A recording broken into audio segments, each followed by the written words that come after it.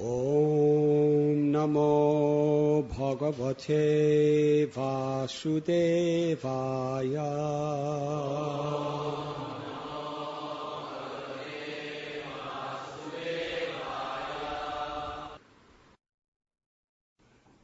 Shukadev Goswami continued. When all the demigods requested the great Vishwarup to be their priest, Vishwarup, who was advanced in austerities, was very pleased. He replied to them as follows. Shri Vishwarup Uvacha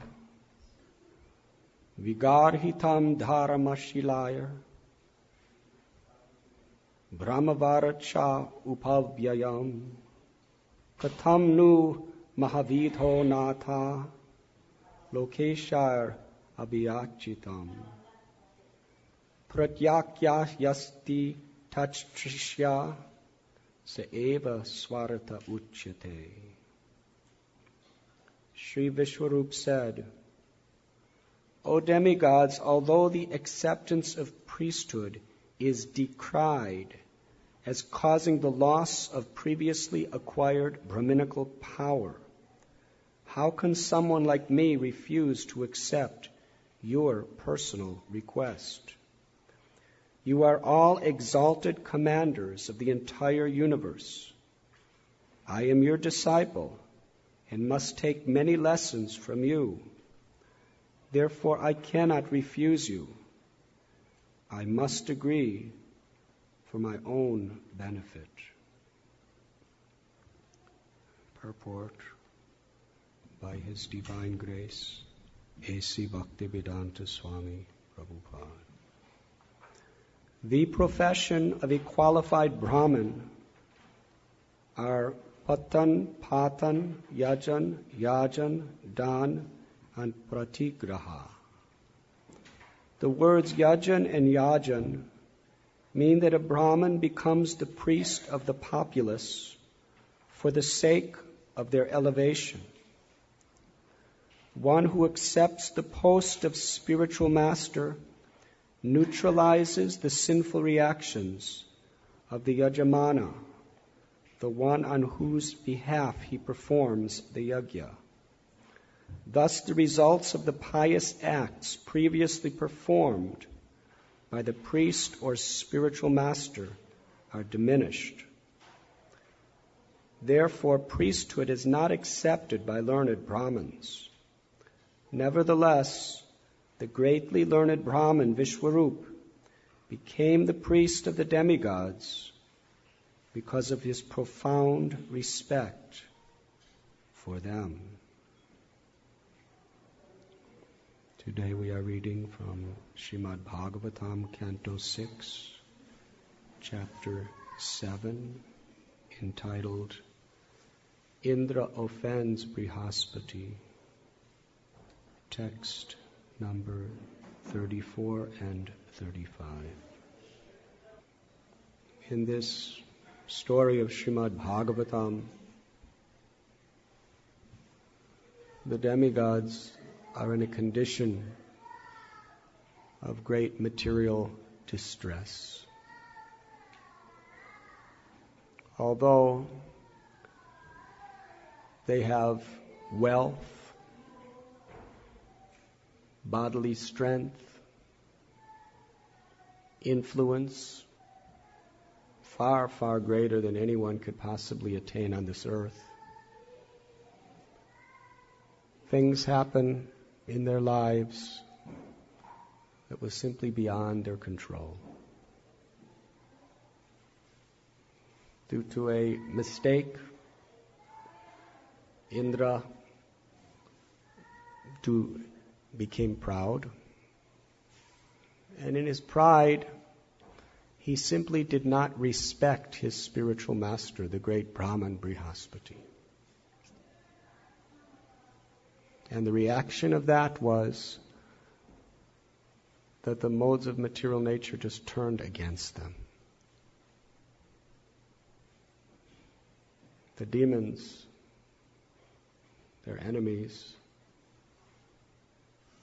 gained great power, defeated them, emotionally, totally humiliated them, physically plundered everything they had. We find in this story of the Bhagavatam these great demigods who were living in magnificent palaces with gardens, who were controllers of entire planets. They became homeless, literally homeless. They were wandering around.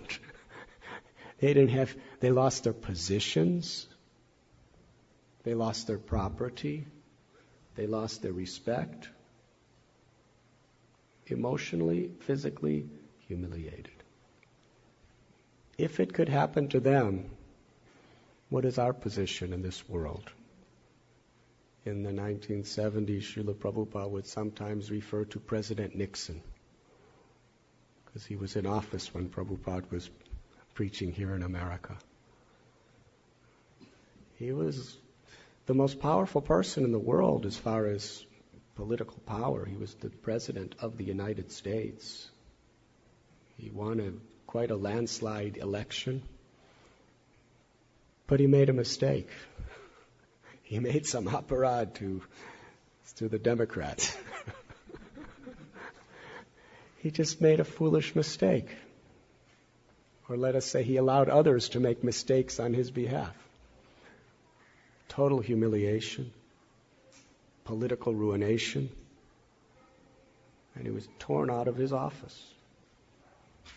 Such a powerful person, riding high in the waves of success, and the next minute just submerged deeply in suffering.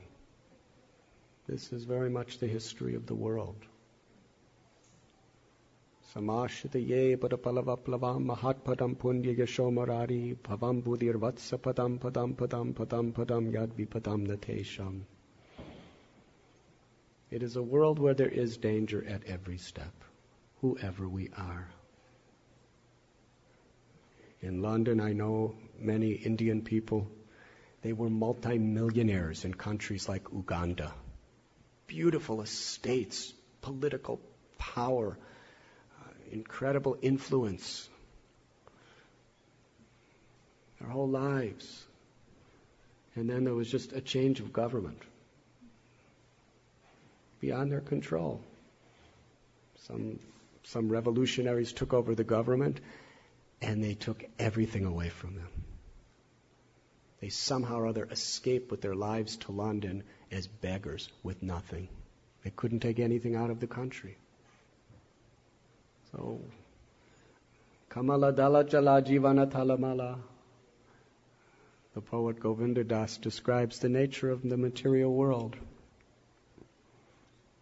Our property, our wealth, our health, our influence, our family members, loved ones, friends, they are all likened to a drop of water on lotus leaf.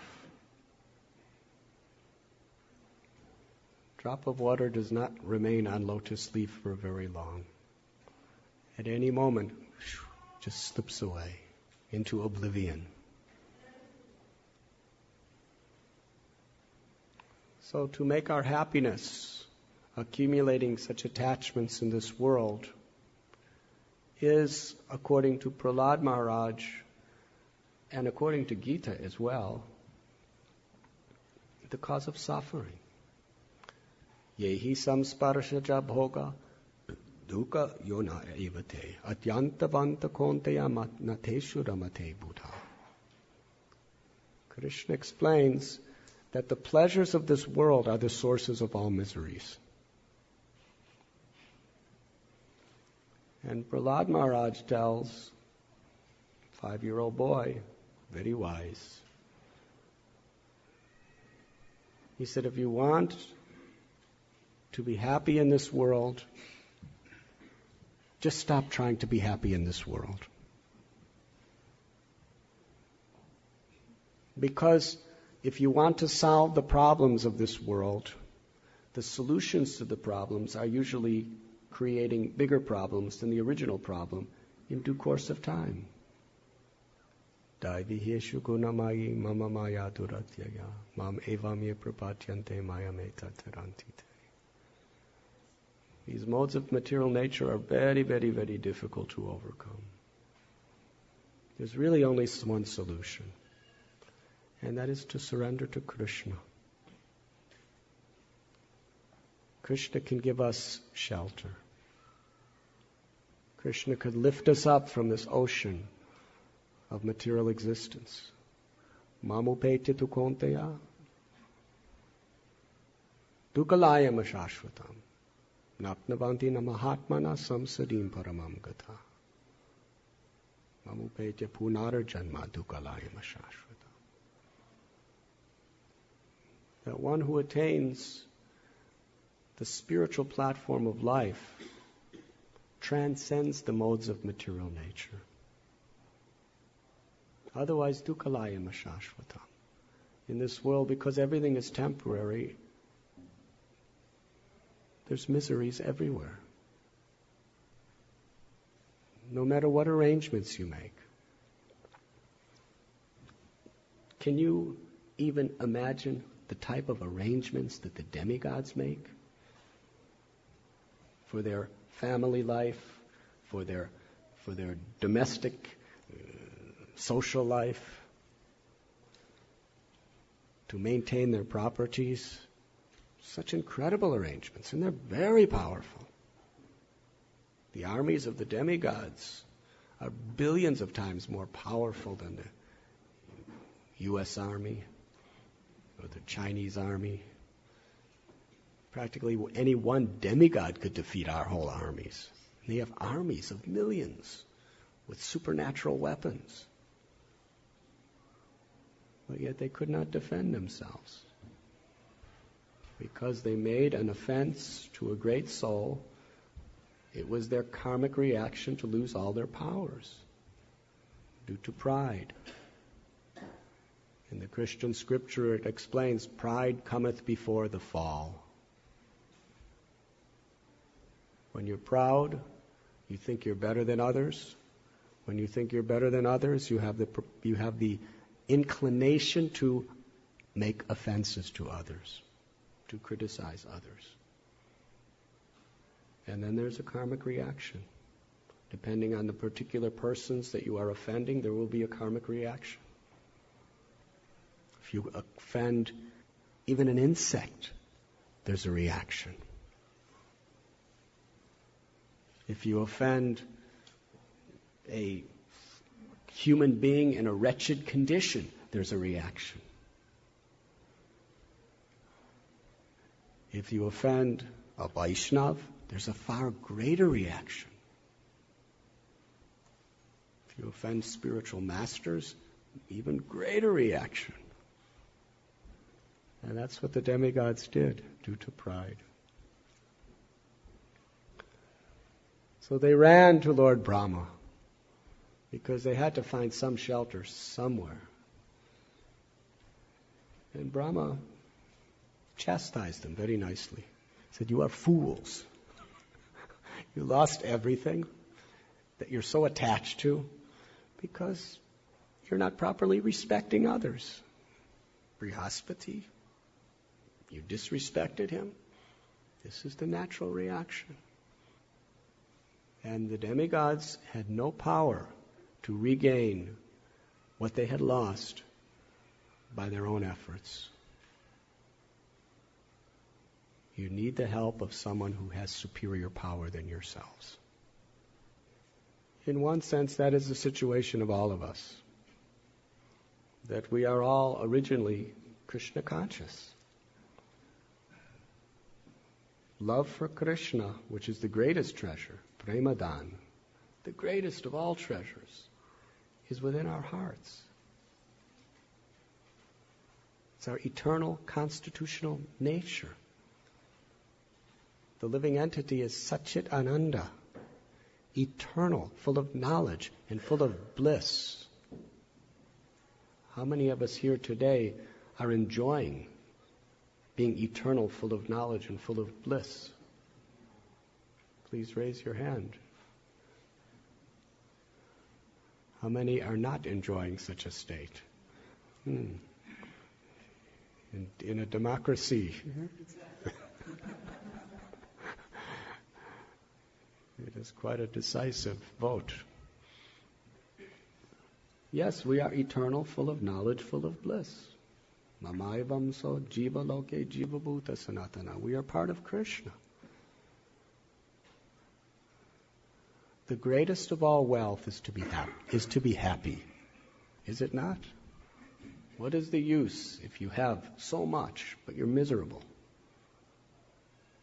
And the fundamental need that we require to be happy is love. Love for Krishna. So yes, that is our wealth. As the children of God, it is our inheritance. Sridhar Swami, the original commentary of Bhagavatam, describes in this way, it is the inheritance of every devotee to be in the spiritual world, enjoying the property of the mother and father, Radha and Krishna. All the sacred kalpa-vriksha trees, the river Yamuna, all the wealth and opulences of Vaikunthas. That's where we're supposed to be. It's our natural inheritance to have all that, to be with that, with Krishna. And that is the state of Satchidananda. It's within our hearts. But we've lost it all. Why have we lost it all? Same reason the demigods lost everything. Due to neglect. Due to disrespecting God, disrespecting those who are dear and near to God. Somehow or other, we became proud. And we wanted to think that we can enjoy separate, then surrendering in humility to the Supreme. And therefore, we have lost all the inner treasures of our heart. We've lost Krishna. We've lost our eternal nature. We've lost our blissful nature, our all-knowing nature. And whether you're a multi-billionaire or whether you're just a simple person, cooking at home for the children and the husband, we're all like beggars. We're all wandering in the wilderness of forgetfulness. We have lost the spiritual treasure, which is really our own. And the problem is, we continue in this lost state because we're not willing to turn to the Lord. But as in this verse, if the demigods cannot get their wealth by their own efforts,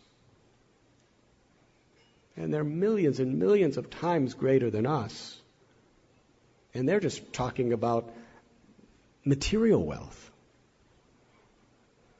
then there's not even the slightest chance by our efforts that we can gain back our lost spiritual wealth. We lost it so long ago. The vast population within the world have no idea it's even there. The trees, the fish, the insects, the reptiles, the birds, the animals, and the mass quantity of human population, the spirit souls who are all meant to be inhabitants of the spiritual world, the spirit soul who within their own existence is eternal, full of knowledge, full of bliss, with loving devotion to the Supreme, have practically no recognition that it's even there. Total forgetfulness. But Krishna is so kind. Yada yada hi dharamasya glanar bhavati bharata abhyutanama dharamasya tatatmanam srijamyaham. He comes to the world again and again to remind us. Bhakti Siddhanta Saraswati Thakur used to explain, this material world is no place for ladies and gentlemen. It's a place where people are just plundering each other. Some are plundering each other in the mode of goodness, passion, or ignorance. Place of selfishness, place of false ego.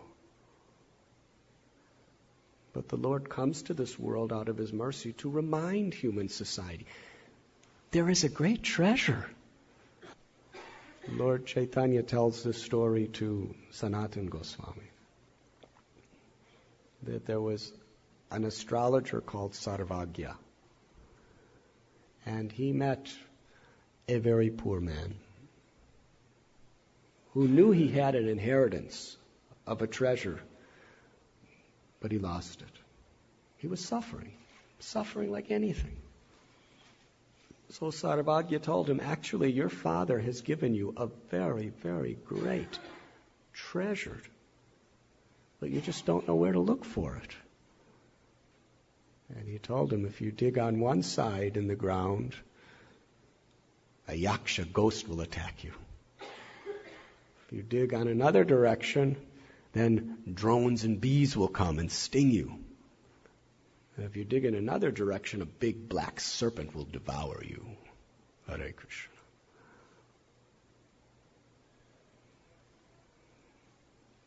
This refers to desiring impersonal liberation, which is like being devoured by a snake. Desiring mystic powers, which is like being haunted by yakshas. And desiring fruitive activities, a better material situation, which is like being stung by bees and wasps. Hare Krishna. But if you go in the eastern direction, he said, just a little dirt you turn over and you will find the treasure. That is the path of devotion. Daiviheshu gunamayi mama maya duratiya mamevamye prapadyante maya meta tirantite. If we just surrender to Krishna, then He will deliver us from all the modes of material nature and bring us to His abode. He will reveal the treasure that is within our hearts. Now, how to do that? It's not possible by our own efforts. Therefore, Lord Brahma told them, you must go to Vishwarup. Vishwarup will give you the direction and the power by which you will be able to overcome the enemies. Who are our enemies? False pride, anger, lust, greed, envy, illusion. These are the demon enemies that are within our heart. These demon enemies have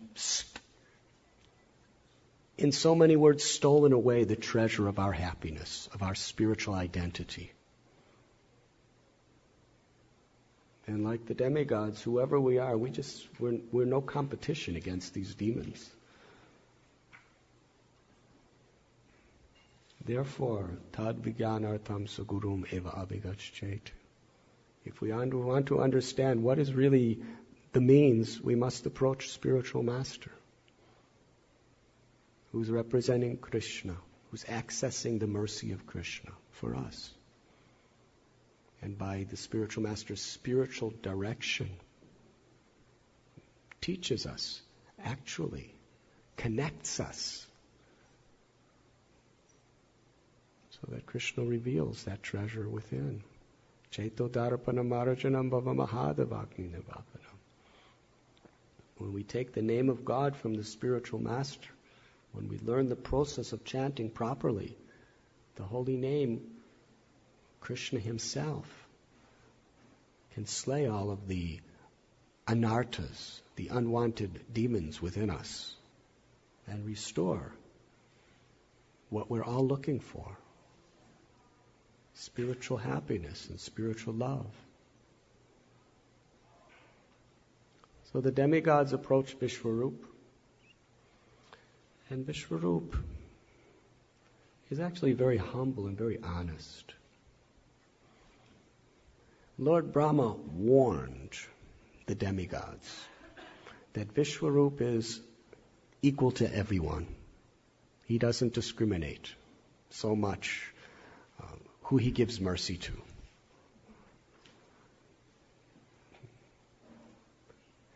You're going to ask, he's going to have to perform a yajna for you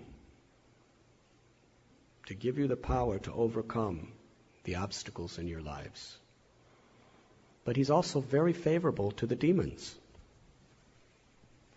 He doesn't necessarily agree with them, but he doesn't discriminate. He'll give them mercy too.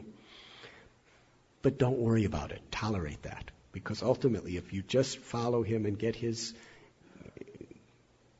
help, you will succeed. So they approach Vishwarup. And although these very, very great, powerful demigods had such supernatural shaktis, they're coming to this simple poor Brahmin, saying, help us, because you have a higher connection than us. Our connections are down on this platform, but you have higher connection. I'll never forget something that really changed my father's heart. He was in India, and he was at the house of a very, very wealthy industrialist. Earlier that day, he went to some of his factories. His smaller factories were several city blocks long, entire blocks, story after story after story, floors with such expensive manufacturing equipment. My father, who's a businessman in America, thought he was, quite successful, but when he saw this operation, he felt like a firefly in front of the sun. I mean, this man has tens and thousands of employees, massive factories, and incredible machinery. And then he went to his house that night for dinner. It was a beautiful mansion. And this man told my father, he said, you and me, he said, we're very poor and insignificant. But your son, he is great. Father, he was bewildered by that. He hasn't had a bank account in 40 years. Sleeps on a straw mat on the floor. Doesn't have anything. No property, no home, no family. I don't understand. He said, because he has some... I'm not saying I have it, but at least that's what this man was saying. His illusion. Saying because he has something great. Spiritual peace, spiritual attainment.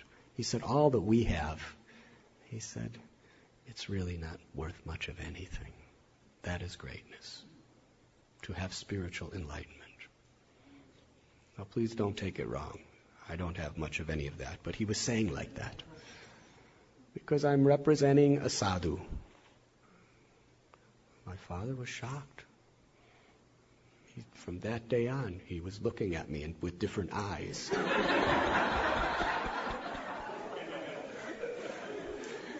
Instead of seeing me as just some Hare Krishna who just has no life of, just everything that's valuable to him just doesn't exist in my life. He starts thinking he's great. He has something more than me.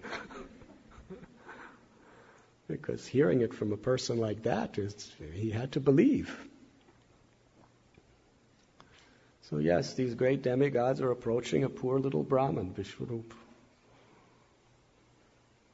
Because they need his help. Because he has something that they don't have. He has that connection to the Lord that can give them the power to regain their service to the Lord and everything else that's connected. And the nature of Vishwarup is very, very important to understand. In his words here, he's not considering himself a great soul. He's considering himself a servant. saying, actually, I'm your disciple. You're all much greater than me. But because it is your desire, I will do this for you.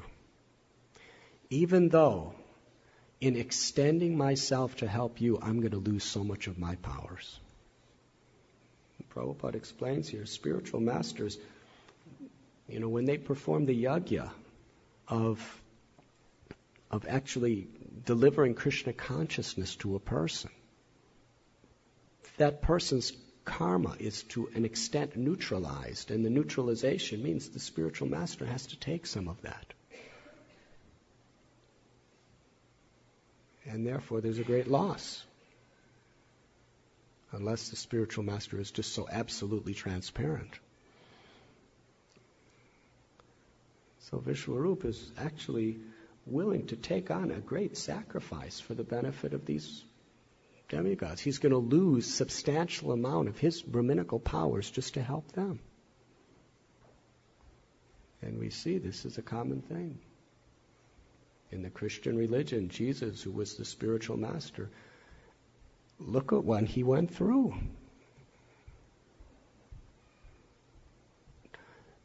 And it all happened, according to the philosophy, because he was taking the sins of his followers. Taking the sins of his followers. He was willing to do it. Crucified. Lost his life. In this world, at least. He left this world. It's compassion. And Prabhupada explained about the Christians that if you're really a Christian, you should love your guru. You shouldn't want to give him more pain. St. Paul said, every time a Christian sins, he's crucifying Christ again. That's St. Paul's teaching to the Christians. Every time you sin, you're crucifying him again. Is that love? Similarly, Srila Prabhupada, sometimes he would get very, very sick. He said it is because the devotees are not following the regulative principles. So, great personalities, Vaishnavas, are sometimes willing to lose so much to give other people Krishna. We see Haridas Thakur, because he was preaching the glories of the holy name, he was beaten in 22 marketplaces, blasphemed, offended, repeatedly, out of compassion. Now, we actually make our spiritual advancement to the degree we respect and appreciate that. Krishna will not be pleased if we plunder or take advantage of the compassionate nature of somebody. Great souls are giving their lives for the welfare of others. And love means to help them, not to pile more on them. Srila Prabhupada requested of us so much in his mission of giving Krishna consciousness to the world, so much came upon him. And he requested, help. Take this. He created a GBC, he created sannyasis, he created so many, to take that burden, to share that burden. That's love. Love for our spiritual leaders is not to put more burden on them. Love is to actually make sacrifices ourselves to take that burden, to share that burden, to make it lighter. That's love. That's reciprocation. That's Krishna consciousness. Therefore, devotees were taking so much trouble, and they still are, just to assist Srila Prabhupada. Taking burdens to relieve him, to assist him. That is actual disciple. Not simply one who piles more on, but one who shares the burden that everyone else is putting. And that's how we make spiritual progress. Because that's what pleases Krishna. So, Vishwarup, he's willing to do it, even though he knows he's going to have to go through a lot. But he's willing to do it because he's a selfless servant. How wonderful.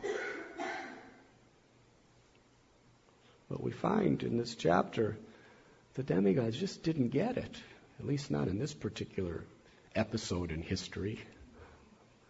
He's doing so much for them, but instead of seeing what he's doing for them, what sacrifice he's doing for them, what he's willing to give up for them, for their welfare, they were just thinking in terms of janasya mohoya mahamameti, I and mine. They weren't sympathetic. Just like Prabhupada in Mexico, he was staying in a room, I think it was some kind of guest house, and there was a crucifix of Jesus on it. He practically started crying. His mood as a Vaishnav. He said, why do the Christians want to keep him on the cross? He was crying, seeing the suffering. Why do they want to keep him there? And Prabhupada was speaking with realization, deep realization. So, here we find that janasya mohoya mahamameti. People are so immersed in thinking in terms of I and mine. That's the basic principle of all material bondage. People are so selfish. Actually, the way to get rid of your own problems is to help solve other people's problems. As long as you're focusing on your own problems, they're just going to magnify in one way or another. So here's the demigods. They come to Vishwarup, and he's going to be doing the yajna in the future verses.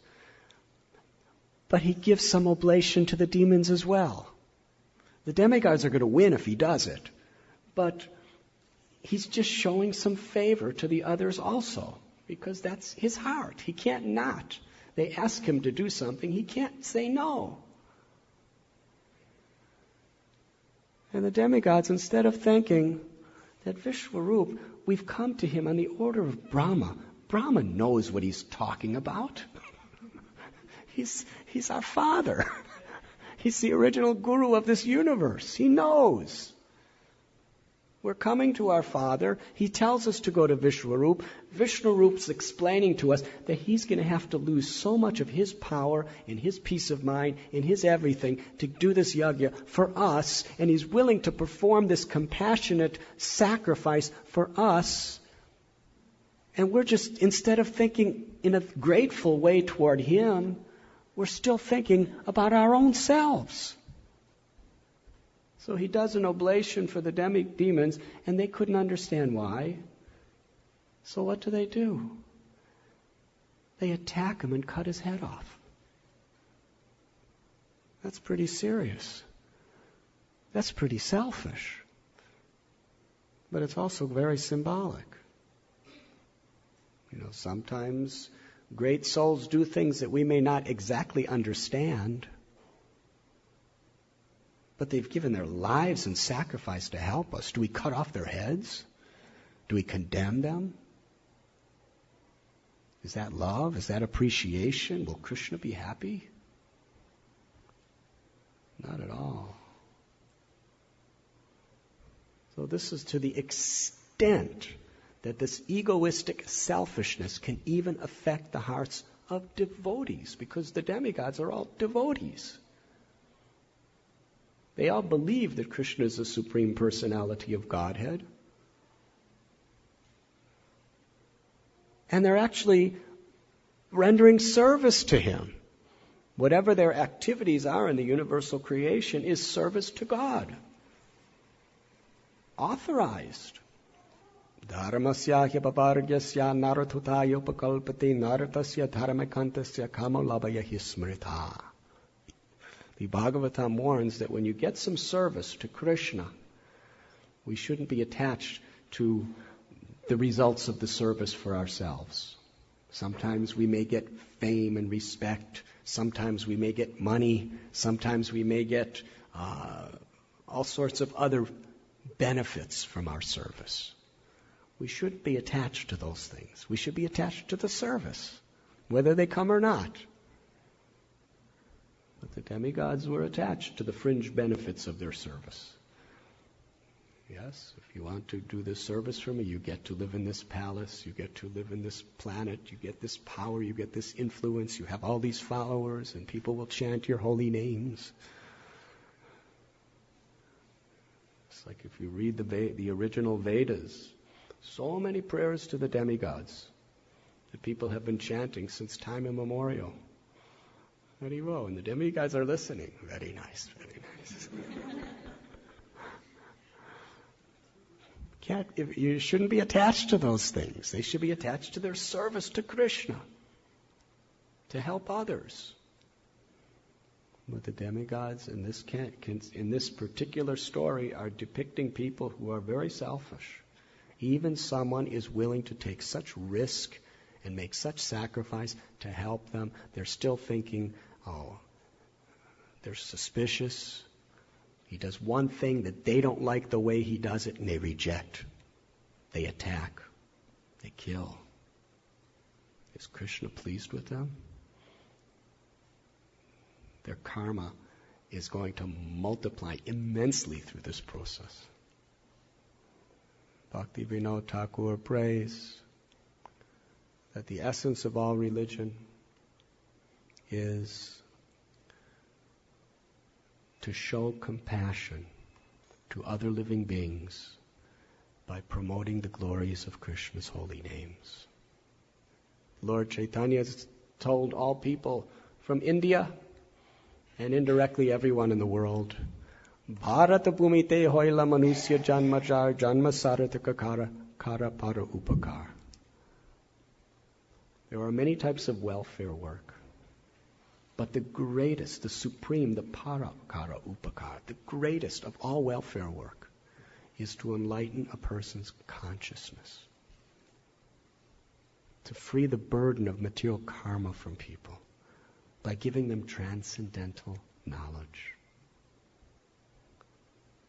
And what is that knowledge? How to live this world properly, with a proper perception, and to chant the holy names which cleans our hearts.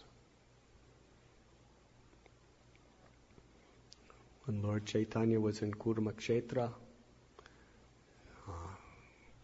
Kurma Brahman wanted to follow him, leave his family, leave everything. Lord Chaitanya said, no, do not ever speak in this way again. You remain home. You study Srimad Bhagavatam, Bhagavad Gita, and teach it to others, and always chant the holy names, and you will be perfect. In this way, you will be a guru.